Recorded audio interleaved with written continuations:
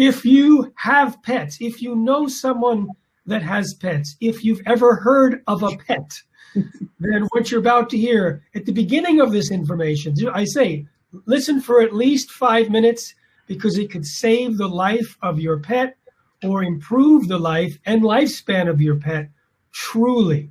So, Barbara, I want them to get the full point so they can share this and save other animals' lives and get to the right decisions. So it's 10 words or less. And I've been practicing for 20 years, and what I watch every single day is I watch animals eat themselves healthy. So, I mean, that's sort of the nugget. The most important health decision you can make for your pet is what you put in the food bowl. And that's, bar none, absolutely the most important thing you can do. And what you really need to think about is, the reason I learned all of this is because I've worked with zoo animals, with wildlife, with all kinds of different species. And the number one thing I always think about each time is, what are the causes of health? And as you're looking at an animal, you have to know, like, okay, what causes health in this particular species? And it isn't going to be eating every single meal of their life should not be eating some dried, weird little combination of a kibble that is completely inappropriate for the species. It doesn't make sense. And so the fact that we sort of have fallen into this because normal has shifted so far off track doesn't make any sense either. So right now, my big problem is I look at the animal population in general in this country, and we say 1 out of every 2 animals has cancer. Like, is that an acceptable statistic? And is that just like, well, that's just the way it is? It's like, we've gotten so far into some abnormal numbers that we're just accepting them. Not okay by me, and that's not what I see in my practice when animals are eating appropriate food. And that's the number one thing that we do to change things. So I want to ask you, I'm going to challenge the general notion of kibble versus not kibble to a time frame. Because as you know, my focus is on GMOs, and GMOs are sprayed with Roundup herbicide, and they're starting in the early 2000s, Roundup started to be sprayed throughout the food supply. Kibble's been around for a long time. Yeah, and it used to be a better food. but what happened around the time that GMOs were introduced in 1996, and so they started going into the human food and pet food in late 96, started but mostly in 97, and then it built. So what happened in your practice, since you were around before and after that time, what happened during that time that was different? Well, it seems like to me it doesn't even seem like, I think it's pretty statistically true. We were suddenly seeing way more allergies, way more problems with animals that are more metabolic disturbances that, I was taught you would see a couple of those in your career. And all of a sudden I'm seeing Addison's disease all the time, chronic stressors, things that you could, I'd studied chemistry in my undergraduate program, and I can understand where a lot of those link, like how do certain chemicals affect the body's systems and their metabolic processes. And some of the things we do a lot to animals anyway, we sort of started doing, more of the pesticides, more things like that, as we're putting them topically on the animal for one. But we were doing that for, we started doing that. And then if you add in every single meal of their day, having different types of chemicals, I think what happened is we got less interested in the nutritional value of the real food we were putting in, and more interested in, the pet food industry got interested in just putting everything in there. It doesn't matter. It's not organic. It's not real food. It's got all kinds of chemicals in it. It's okay. It's pet food. We don't care. But the fact is we do care. A short lifespan and very, very, active metabolic systems will show the problems right away. And they did to me. Cancers started to increase, allergies started to increase, immune system problems started to increase, seizure problems, all of these things, they're not normal. They shouldn't be in the population at this high of numbers. It's crazy. And when I take them away from the animals and we put them on organic food and we say, don't do this anymore, and people pay attention, those problems go away. They go away. So this is the key. This is where, for those people who are wondering what we're going to be discussing in these the opening in the 5 minutes, it's this key, and I want to make sure that we drive this home, because on another interview that I did for Healing from GMOs at healingfromgmos.com, I asked you what happens now when a patient is presented to you by a client, and you first thing you do is put them on a new diet with nothing else, no other changes, just change the diet.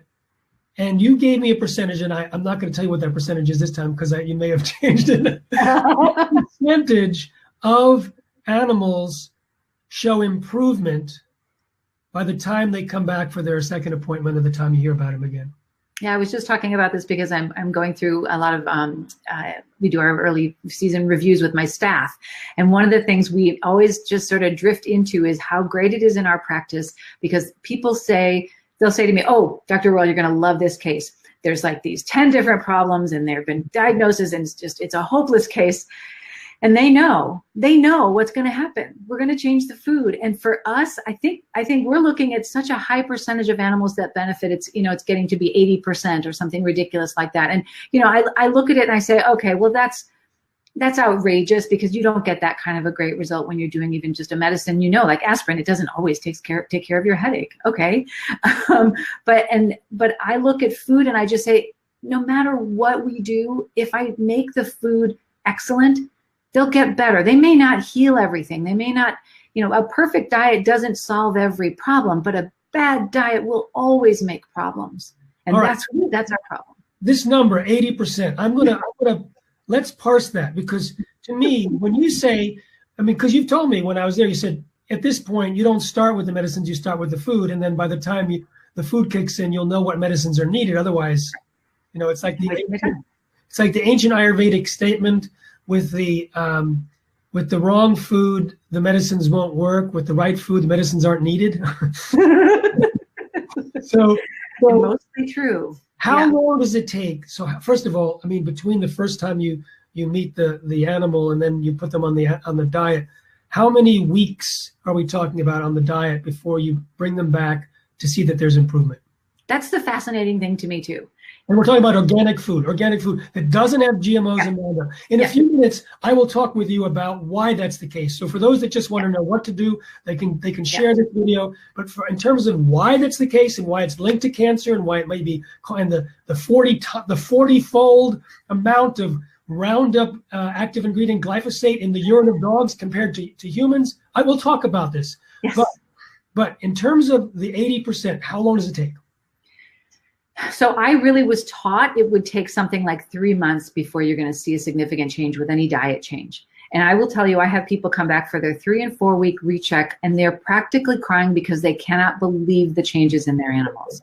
And it's a ridiculous scenario where they come in, they're like, wait, I had no idea. And they might have come in saying, this is so unlikely. We really want you to give us a pill. And I'm like, please change the diet first. Please give us a pill. No, change the diet first. And then they come back and they go, we don't need the pill. So it's exactly what we're saying, but it happens over and over and over again where I have people saying, why didn't someone make me do this before?